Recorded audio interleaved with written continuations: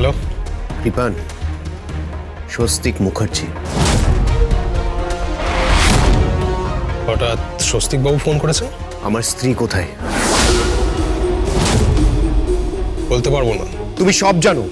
মেহেক আমাকে বলেছে, যে গীতা তোমার সঙ্গে মিট করতে গেছিল। বলো আমার গীতা কোথায় আছে, না হলে কিন্তু আমি আইনের আশ্রয় নিতে বাধ্য হব। আমি কিন্তু তোমার নামে এফআইআর করব, আমি তোমাকে কোর্টেও নিয়ে যাব।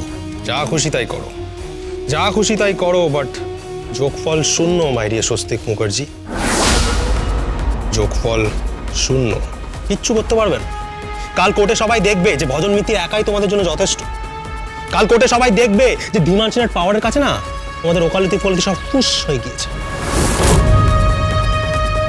কালকে গেম ওভার হয়ে যাবে, সমস্ত কেস থেকে মুক্তি পেয়ে যাবো। আর কালকে সকালে পদ্মকে এ বাড়ি থেকে বার করে দেবো, জাস্ট দূর করে দেবো, চিত্র পাল্টে দেবো। গীতার অবর্তমানে একমাত্র তুমি পারবে এই সংসারটাকে বাঁচাতে।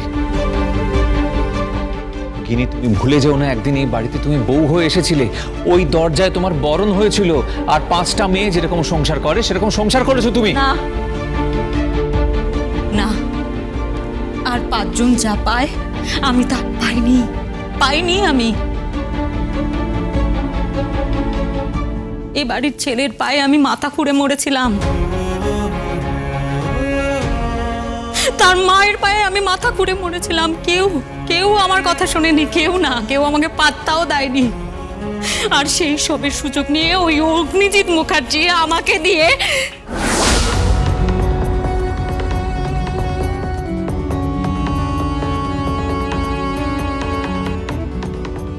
এখন সেই অগ্নিজিৎ মুখার্জি সাধু সাজছেন, তাই না?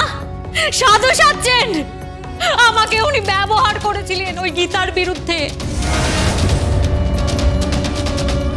বুঝতে পেরেছেন? ব্যবহার করেছিলেন।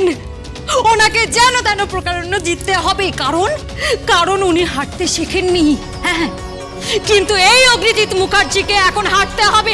আমি বলছি হাঁটতে হবে, আর কালকে কোর্টে ওনাকে মাথা নিচু করে হাঁটতে হবে।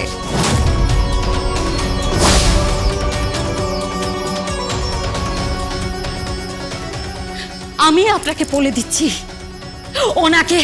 ওনাকে পুলিশ পাহারায়, প্রিজন ভ্যানে ওনাকে জেলে পাঠানো হবে। আর সেই দিনটা কালকেই আসবে, আমি বলছি কালকেই সেই দিন আসবে। তুমি কি প্রতিশোধ নিচ্ছ? না, নিচ্ছি আমি প্রতিশোধ নিচ্ছি। আমি অনেক বালিশ পিছিয়েছি কান্নায়, কেউ শোনেনি আমার কথা, কেউ না। অনেক সহ্য করেছি, কিন্তু আজ আপনাদের যা নেই, আজ আমার তা আছে। হ্যাঁ, আছে। গীতা LLB সোম থেকে রবি প্রতিদিন সন্ধ্যে 6:30টায় স্টার জলসায় ও ডিজনি প্লাস হটস্টারে।